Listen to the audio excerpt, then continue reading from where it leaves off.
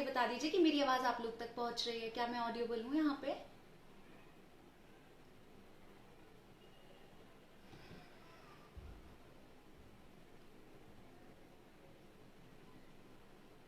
अ, 7 लोग यहाँ पे हम लोग के साथ में कनेक्ट हो चुके हैं।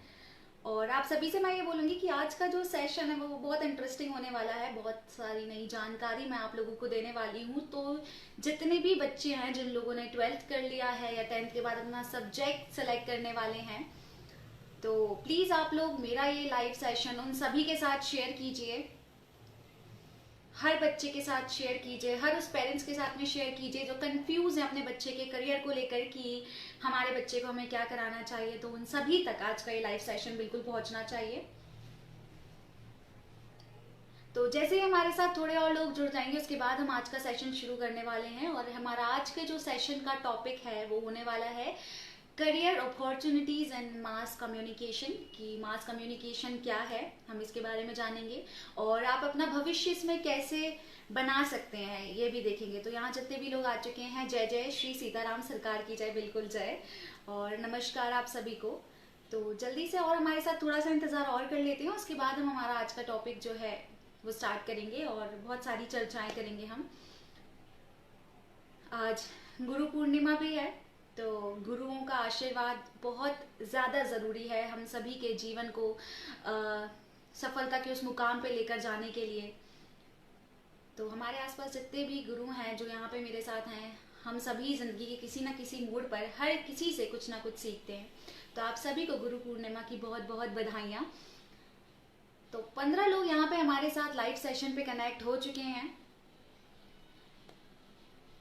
थोड़ा सा इंतज़ार और करते हैं, अगर कोई आता है तो हम उसके बाद हमारा आज का जो टॉपिक है वो स्टार्ट करेंगे। इसके बीच में अगर आप लोगों को कुछ सवाल होते हैं या आप लोग कुछ पूछना चाहते हैं तो मुझे कमेंट सेक्शन में आप बिल्कुल लिख के बता सकते हैं, तो हम उस विषय पर भी चर्चा करेंगे। और आज की मेरी कोशिश यही रहेगी कि मैं आपके ज़्यादा से ज़्यादा सवालों के जवाब दूं और कहीं ना कहीं जो हमारे दिमाग में जो एक थॉट प्रोसेस बनी हुई है वो सभी को भी मैं जो क्लियर कर दूं, जितने भी डाउट्स हैं, क्वेरीज हैं, क्वेश्चंस हैं।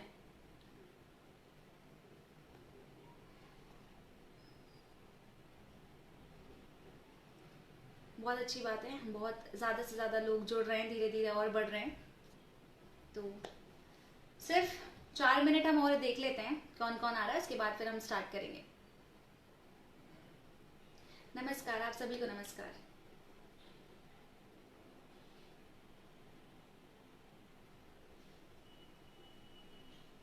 चलिए, उससे पहले मैं अपने बारे में आप सभी को बताना चाहूँगी कि मेरा नाम सौम्या है। आप लोगों ने पोस्टर्स देखे होंगे और आप सभी के बीच से हूँ, मैं भी ब्यावरा से हूँ और इंटरनेशनल पब्लिक स्कूल से मैंने अपनी स्कूलिंग कंप्लीट की है। और इंदौर में मेरी इवेंट मैनेजमेंट कंपनी भी है और दूसरी कंपनीज के साथ कोलेबोरेट करके भी वर्क किया है और एंकर भी हूँ मैं। इसके अलावा मेरी अभी बैचलर्स चल रहा है जर्नलिज्म एंड मास कम्युनिकेशन से, उस बारे में भी हम चर्चा करेंगे।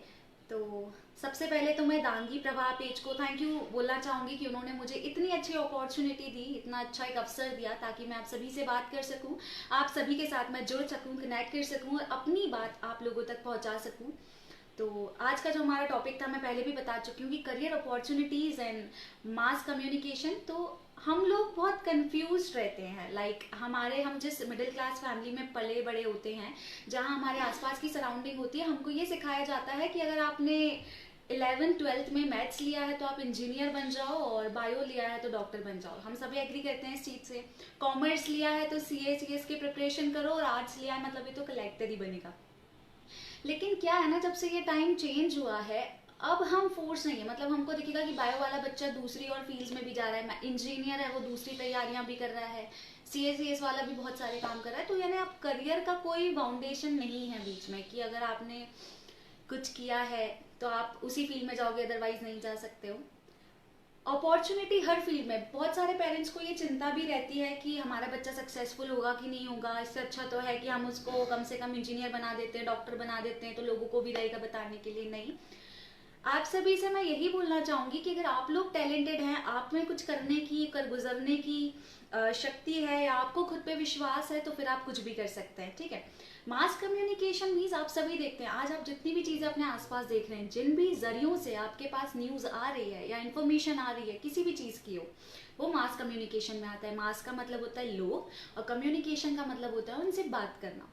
तो एक कहीं से भी आप बैठे बैठे अगर कोई भी इंफॉर्मेशन करोड़ों लोगों तक पहुंचा रहे हो, ऑल ओवर वर्ल्ड तक पहुंचा रहे हो, तो उसको मास कम्युनिकेशन बोलते हैं।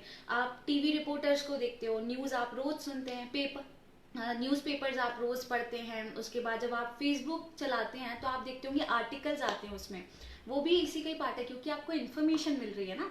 तो इससे आपको ये चीज तो समझ में आ सकती है भाई कि ये फील्ड बहुत स्कोपिंग है, बहुत स्कोप है इसका, करना बहुत जरूरी है। इसको क्यों करना जरूरी है आप मुझे खुद बताइए कि क्या हो रहा है। आधे से ज्यादा बच्चे पेरेंट्स के कारण किधर जा रहे हैं, बायो लेके डॉक्टर बन रहे हैं, बच्चे कुछ बच्चे क्या हो रहे हैं, इंजीनियर बन रहे हैं, और जो उसमें थोड़े बहुत रह गए वो सीएस की प्रिपरेशन में लग जाते हैं, और दूसरे जो बच्चे रहते हैं वो काई में हो जाते हैं कि हमको तो कलेक्टर की पढ़ाई करनी है, यूपीएससी एमपीपीएससी। अब क्या हो रहा है ना, बच्चे भी भेड़ चाल फॉलो करते हैं। उन्होंने अपने दोस्त से पूछा कि यार मैं क्या करूं, तू मुझे कुछ सजेस्ट कर, और उसने बोला कि यार मैं तो इसकी तैयारी कर रहा हूँ, मेरे पापा ने बोला है बहुत अच्छा है, पैसे भी आते हैं, रिस्पेक्ट मिलती है। तो बच्चा उधर चले जाता है। अब दिक्कत कहाँ आती है, क्योंकि हमको तो गाइडेंस ही नहीं मिली है, किसी ने हमको बताया ही नहीं है कि मैथ्स और बायो और कॉमर्स और आर्ट्स के अलावा दूसरे और भी सब्जेक्ट्स होते हैं, आप वो कर सकते हैं। उन्हीं में से एक हो जाता है हमारा मास कम्युनिकेशन। दूसरी बात आती है करियर की क्या अपॉर्चुनिटीज है। चलो भाई मास कम्युनिकेशन तो कर लिया, सोच लिया कि हमको मास कम्युनिकेशन करना है, लेकिन हम करेंगे क्या। मास कम्युनिकेशन के ना 3 टाइप के कोर्सेज होते हैं। या तो आप डिग्री वाला कोर्स ले लो, डिग्री मतलब आप बीए एमए बीएससी बहुत सारी चीज़ें होती हैं उसमें, वो आप कुछ कर लो। या फिर आप डिप्लोमा कोर्स कर लो, डिप्लोमा भी होते हैं इसमें। तीसरा आता है सर्टिफिकेशन वाले कोर्सेज भी होते हैं, कि अगर आप चाहें तो आप सर्टिफिकेट वाला कोर्स भी आप यूज़ कर सकते हैं। अगर आपको करना ही है ये, और आप किसी और फील्ड में पहले कर चुके हैं लेकिन अब लग रहा है कि इस फील्ड में जाना है, तो you can definitely do that, उसमें कोई भी दिक्कत नहीं आएगी। अब तीसरा क्वेश्चन जो आता है कि क्राइटेरिया क्या है। चलो हमने सोच भी लिया, हमें समझ में भी आ गया है कि क्या करना है, लेकिन परसेंटेज। तो मैं आपको एक चीज़ बताऊं, हम लोग को यूजुअली जब टीचर्स बोलते हैं 10th और 12th में, 10वीं और 12वीं के लिए जब टीचर्स बोलते हैं कि पढ़ लो, मार्क्स बहुत काम आते हैं, तो अगर एक तरीके से देखा जाए ना तो मार्क्स बहुत काम आते हैं। क्योंकि जब आप जैसे अभी जो एग्जाम हुई, थोड़ा सा मैं पॉइंट्स अपना हटूंगी, कि अभी पोस्ट ऑफिस की वैकेंसीज आई थी, आप सभी ने देखा होगा, जिसमें ग्रामीण क्षेत्र के लिए जो पोस्ट मास्टर है और डाक सेवक है, इनके लिए निकली थी। उसका क्राइटेरिया इतना हाई जाता है, सिर्फ आपसे 10th के मार्क्स पूछते हैं, और उसमें भी आपकी 80 या 90% के ऊपर होना चाहिए सभी के, चाहे वो जनरल हो, ओबीसी हो, एसटी एससी हो, 80 या 90% से ऊपर आना चाहिए, तो आपके सिलेक्शन के चांसेस होते हैं। तो उन लोगों को बहुत गिल्ट होता है, पछतावा होता है कि यार हमने क्यों नहीं पढ़ा, 10th में एग्जाम भी नहीं देनी पड़ी इसके लिए, तो सीधे 10th का मार्कशीट मांगा है। सरकारी नौकरी तो सरकारी नौकरी होती है, जैसा हम लोग सोचते हैं हमेशा, है ना। और एक तरीके से अगर किसी रीजन से अगर आपके नंबर कम भी आ गए ना, तो इट्स ओके, आप में क्रिएटिविटी होना चाहिए, गलती को दोहराइए मत। एक बार जो गलती हो गई ठीक है, हम उसको सुधार सकते हैं। सेम इसमें भी है कि मिनिमम 50% आपके मार्क्स होने चाहिए, मिनिमम 50% का क्राइटेरिया होता है, चाहे आप किसी भी स्ट्रीम से हो, कोई फर्क नहीं पड़ता, बायो से हो, मैथ से हो, कॉमर्स से हो, आर्ट्स से हो, इट डजेंट मैटर। सो अगर आपके 50% है मिनिमम, 50% है, तो फिर आप इसमें एडमिशन ले सकते हो। उसके अलावा कई सारे दूसरे कॉलेजेस भी होते हैं, और उनका क्राइटेरिया उनके अकॉर्डिंग होता है। मींस अगर मैं टॉप कॉलेजेस की बात करूं, फ्रेंकली स्पीकिंग एमपी में ऐसा एक भी कॉलेज नहीं है, एक्सेप्ट एसजीएमसी जो है डीएवीवी का, वहाँ पे आप बिल्कुल अगर अप्लाई करना चाहें, उसकी भी एग्जाम होती है सीईटी का, वहाँ पे आप अप्लाई कीजिए, वहाँ पे एडमिशन्स आपको मिल जाएंगे। अपॉर्चुनिटीज़ भी मैंने जितने लोगों से वहाँ पे सुना है, जो लोग मेरे फ्रेंड्स हैं, उनको बहुत अच्छी अपॉर्चुनिटीज़ भी मिलती है। आप आराम से, अगर आपका सिलेक्शन होता है तो आप जा सकते हैं, अटेंडेंस का भी कोई इशू नहीं होता है। इसके अलावा माखनलाल चतुर्वेदी जो यूनिवर्सिटी है भोपाल में, उसका भी बहुत नाम है एमपी में। और इसके अलावा अगर टॉप यूनिवर्सिटीज़ की बात करें इंडिया में, तो बहुत सारी है, जैसे आईआईएमसी है, Indian institute of mass communication जो दिल्ली में है, ये आई थिंक आपको पीजी कोर्सेज अवेलेबल करवाती है, और इसके अलावा डिप्लोमा या सर्टिफाइड कोर्सेज अवेलेबल करवाती है। डिप्लोमा और डिग्री में क्या बेस्ट होता है, देखिए, मैं इसके लिए ये जवाब देना चाहूँगी कि डिप्लोमा और डिग्री आपने क्या किया इससे कोई फ़र्क नहीं पड़ता। क्यों फ़र्क नहीं पड़ता? क्योंकि ये एक ऐसी फील्ड है जिसमें आपका पढ़ाई लिखाई से उतना लेना देना नहीं होता, आपको सिर्फ सिखा सकते हैं। फॉर एग्जाम्पल, अगर आपने माइक के बारे में पढ़ा है, जैसे हमको मास कम्युनिकेशन में पढ़ाते हैं कि माइक कितने टाइप के होते हैं, कौन सा माइक किस काम आता है, तो फील्ड में आपसे ये सब नहीं पूछेंगे। फील्ड में आपको नॉलेज होना चाहिए कि माइक को पकड़ते कैसे हैं, फिर माइक पे बोलते कैसे हैं, कितना पास रखना है, कितना दूर रखना है, कैसे रखना है, ये सारी चीज़ें।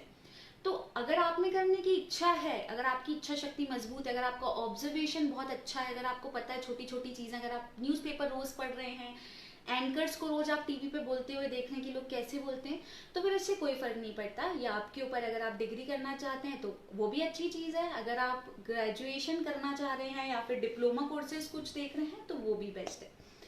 इंडिया के टॉप कॉलेजेस मैं आपको बता रही थी। How do you have deviated towards anchoring and all? Actually मैं बता दूं कि this credit goes to my principal sir and principal madam, क्योंकि स्कूलिंग बहुत मैटर करती है आपकी, और स्कूलिंग से ज़्यादा आपकी मेंटोरिंग बहुत इफेक्ट करती है। गुरु के बिना कुछ नहीं होता। ये सारी वही क्वालिटीज़ निकल कर आ रही हैं बाहर, जो मैंने अपने स्कूल में सीखा था कि मैं हर कंपटीशन में पार्टिसिपेट कर रही हूँ, पब्लिक स्पीकिंग हो रही है, स्पीचेस कंपटीशन हो रहे हैं, डिबेट्स में मैं पार्टिसिपेट कर रही हूँ। जितने मेरे स्कूलिंग के लोग यहाँ से जुड़े हुए हैं तो वो आराम से मुझे जानते हैं और मुझे देखा है कि मैं पार्टिसिपेट करती थी। तो अभी मेरा मास कम्युनिकेशन है। मास कम्युनिकेशन सिर्फ जर्नलिज्म से रिलेटेड नहीं होता, इसमें आपको बोलते कैसे हैं, पब्लिक स्पीकिंग पे भी मैटर करता है। तो जब मुझे लगा कि अभी मेरा ग्रेजुएशन चल रहा है और मैं अपनी स्किल्स और सुधार सकती हूँ, मुझ में क्वालिटीज़ हैं, तो मैंने ट्राई किया, और मैंने ट्राई किया तो yes, I am in this field. ठीक है। इसके अलावा मैं कॉलेजेस का एक बार मैं कंप्लीट कर देती हूँ। मैं ग्रेजुएट हो गया बीएससी माइक्रोबायोलॉजी से। अब क्या करना चाहिए, प्लीज़ सजेस्ट मी। देखिए, सबसे पहली चीज़ तो अगर आप किसी चीज़ से ग्रेजुएशन कर रहे हैं तो आपके दिमाग में एक थॉट प्रोसेस होना चाहिए कि आप वो क्यों करना चाहते हैं। जब तक आपके पास एक क्यों का जवाब नहीं होगा तब तक शायद आपको कोई नहीं बता पाएगा कि आपको क्या करना है। तो पहले वो सोचिए कि आपने क्या सोच कर ये किया था, क्या आपके दिमाग में उस टाइम थॉट प्रोसेस थी, क्या अपॉर्चुनिटीज़ हैं इस जगह पे।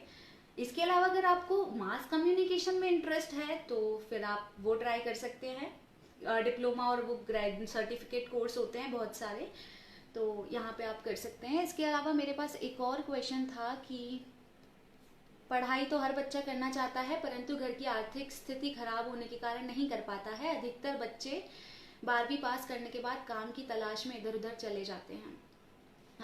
सर का क्वेश्चन ये है कि पढ़ाई तो सब करना चाहते हैं लेकिन घर की आर्थिक स्थिति खराब होती है। सर, इसके लिए मैं एक जवाब देना चाहूँगी कि समझती हूँ कि हर इंसान की अपनी दिक्कतें होती हैं और बहुत प्रॉब्लम्स होती है। इस दुनिया में शायद ऐसा कोई इंसान नहीं है जिसकी लाइफ में कोई प्रॉब्लम्स ना हो।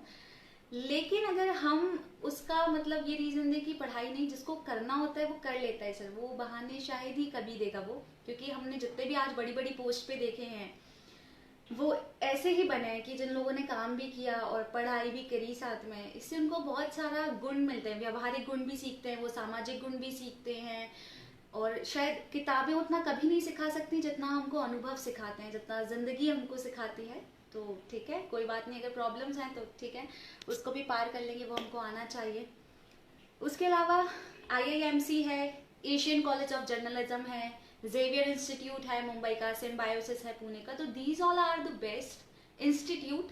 अगर आप सच में कोर एंकरिंग में जाना चाहते हो, बहुत अच्छे से सीखना चाहते हो, तो फिर डेफिनेटली आपको इन कॉलेजेस की एंट्रेंस एग्जाम के लिए प्रिपेयर करना चाहिए खुद को। और क्योंकि सराउंडिंग ना बहुत मैटर करती है। आई नो कि ये सीखने के लिए आपको इंस्टीट्यूट की ज़रूरत नहीं है, आपको सिर्फ एक राह दिखाने के लिए या पथ प्रदर्शन के लिए गुरु की आवश्यकता होती है, दैट्स इट। लेकिन ना, सराउंडिंग बहुत मैटर करती है कि आपने किस एनवायरनमेंट से आपने चीज़ें सीखी हैं। हम कैसे अपने कम्युनिकेशन को सुधार सकते हैं, बहुत अच्छा सवाल है ये। कि कम्युनिकेशन को हम लोग मिस इंटरप्रेट करते हैं, हमें लगता है जो इंसान बहुत बोल रहा है वो बहुत अच्छी कम्युनिकेशन है उसकी, और जो नहीं बोल रहा है उसकी कम्युनिकेशन अच्छी नहीं है। लेकिन एक चीज़ आप सभी को बताना चाहूँगी कि बोलते बहुत सारे लोग हैं, लेकिन इंसान का जो गुण जिससे लोग उसको सुने, उसको हम बोलते हैं अच्छी कम्युनिकेशन। बोलते तो सब है, अभी मैं बोल रही हूँ लेकिन आप लोग सुन रहे हैं। कोई और बोलता तो शायद हम उतना ध्यान उस पर फिर नहीं देते। तो आप कितने अच्छे से अपनी बात लोगों तक रख रहे हैं, आपकी बात कितने लोगों तक पहुंच रही है, और सिर्फ यहाँ नहीं आपके दिल में भी पहुंचनी चाहिए। इसको बोलते हैं कम्युनिकेशन। अब आप ये कैसे सुधार सकते हैं? तो जितना अच्छा, मेरे प्रिंसिपल सर हमेशा ये चीज़ बोला करते थे कि आप जितने अच्छे से सुनेंगे उतने अच्छे से आप बोलेंगे। तो बिल्कुल लिसनिंग इज़ वेरी इंपॉर्टेंट। जितने भी अच्छे एंकर्स हैं, जितने भी अच्छे पब्लिक स्पीकर्स हैं, उनको आप सुनिए, उनको देखिए कि वो कैसे बोल रहे हैं। पॉज आपको पता होना चाहिए। ये छोटी छोटी चीज़ें हैं। ग्रामर जब आप पढ़ते हैं, व्याकरण जब आप उठाते हैं, चाहे इंग्लिश की हो चाहे हिंदी की हो, तो आपको पता चलता है कि पॉज कहाँ पे देना है, कॉमा कहाँ पे देना है। मॉड्यूलेशन बहुत इंपॉर्टेंट है, कब हमको ऊंचा होना है, कब हमको नीचा होना है, तो ये हमको पता होना चाहिए। और ये आप पढ़ के सुधार सकते हैं, सुन के सुधार सकते हैं। Reading and listening uh very very very important and very must if you really want to improve your communication skills. अगर सुधारना है तो ज़्यादा से ज़्यादा पढ़ना पड़ेगा। बात कीजिए, खुद को एक्सप्रेस करने की कोशिश कीजिए। आईने के सामने खड़े होकर प्रैक्टिस कीजिए। आप अगर आप आईने के सामने खड़े होकर प्रैक्टिस करेंगे, खुद से बात करेंगे, खुद को कुछ टॉपिक दीजिए और फिर उस पर बोलकर देखिए कि बिना बोले अगर कोई आपको खड़ा कर दिया अचानक से कि यस बोलना है आपको, तो आप कैसे बोलेंगे। फिर आप खुद की आवाज़ रिकॉर्ड करके उसको सुनिए दोबारा से, उसमें मिस्टेक्स निकालिए कि यार कहाँ मिस्टेक करी है मैंने, ये और कैसे बेहतर हो सकता था, यार ये अच्छा बोलता है कैसे बोलता है ये। तो ये सारी चीज़ें हैं जिससे हम हमारा कम्युनिकेशन, बहुत अच्छा सवाल था क्योंकि मास कम्युनिकेशन, कम्युनिकेशन वर्ड आ रहा है, इट मीन्स आपका पब्लिक स्पीकिंग तो बहुत बहुत बहुत अच्छा होना चाहिए। कॉन्फिडेंस होना चाहिए जब आप बोलें। इसके अलावा कॉन्फिडेंस के अलावा वोकैबुलरी बहुत स्ट्रांग होना चाहिए, आपके पास शब्द बहुत अच्छे होना चाहिए। और शब्द बहुत अच्छे कब होते हैं? जब हम बहुत अच्छा पढ़ते हैं। तो पहले अच्छा पढ़िए ताकि आपके पास एक बहुत बड़ा खजाना होगा शब्दों को, और फिर उनमें से शब्दों का चयन करके उसको अपने जो रोज़ की भाषा है उसमें आप उपयोग में लाने की कोशिश कीजिए। सुनिए, जितना अच्छा आप सुनेंगे उतना अच्छे तरीके से आप बोल पाएंगे। एंकरिंग में कितना स्कोप है और करियर कैसे बनाया जा सकता है? देखिए, एंकरिंग में बहुत स्कोप है, मैं टू बी ऑनेस्ट बोलूँगी, क्योंकि आजकल जितने भी इवेंट्स होते हैं, चाहे वो महिला संगीत हो, चाहे वो कॉरपोरेट वर्ल्ड हो, चाहे वो पार्टीज हों, या फिर चाहे बर्थडे सेलिब्रेशन हो, चाहे छोटा से छोटा भी इवेंट हो ना, तो आज के टाइम पे जितने भी हैं वो एंकर्स ही प्रेफर करते हैं सबसे पहली चीज़। क्योंकि एंकर का काम क्या होता है? लोगों को जोड़ के रखना। लोगों को जोड़ के क्यों रखना है? घर वाले क्यों नहीं रख सकते हैं? उसका सबसे बड़ा है कि घर की मुर्गी दाल बराबर, ये हम सभी जानते हैं, हम सभी को पता है ये चीज़। तो जब घर वाला शायद बोलता है ना, तो पहली चीज़ तो उसके पास टाइम नहीं होता है, वो इतना थक चुका होता है, इतना फ्रस्ट्रेटेड होता है कि उसकी इच्छा नहीं होती। दूसरा पॉइंट, घर के लोगों की ना लोग बात सुनते ही नहीं रहते कि हाँ रोज देख रहे हैं, बोल रहे हैं। तो एंकर में क्या होना चाहिए? एक चार्म होना चाहिए कि लोग उसको देखें। ठीक है, बताऊंगी मैं इसके बारे में, बहुत अच्छा क्वेश्चन है ये भी। तो आपके अंदर चार्म होना चाहिए, लोग देख के आपको मतलब अच्छा लगे, लोगों को देख के वेरी फ्रेश सी फीलिंग आए कि ओके ये हमारे साथ में, ये कुछ इंटरेस्टिंग करेगा। उसके बाद आपके पास ऐसा कुछ कलेक्शन होना चाहिए, जोक्स का, शायरीज का, बातचीत का, ताकि लोग आपसे बहुत जुड़ा हुआ फील करें। जितना प्यार से उनसे बात करेंगे उनको उतना अच्छा लगेगा, उनको लगेगा कि कोई फैमिली मेंबर उनसे बात कर रहा है। तो ये आप में आना होना चाहिए। इसको बहुत ज़्यादा है, आपको अपनी जगह कैसे बनानी है आपको पता चलना चाहिए। मैं इस टॉपिक पे जाना नहीं चाहती क्योंकि पर फेवरेटिज्म यहाँ भी है। तो आपको अपनी जगह कैसे बनानी है, आज के टाइम पे कोई किसी पे डिपेंड नहीं है किसी भी तरीके से। अगर आप में टैलेंट है तो फिर आप आगे बिल्कुल बढ़ जाएंगे। तो बिल्कुल कॉन्टैक्ट्स बनाइए, ज़्यादा से ज़्यादा लोगों से बात कीजिए जहाँ भी आप इवेंट में जा रहे हैं।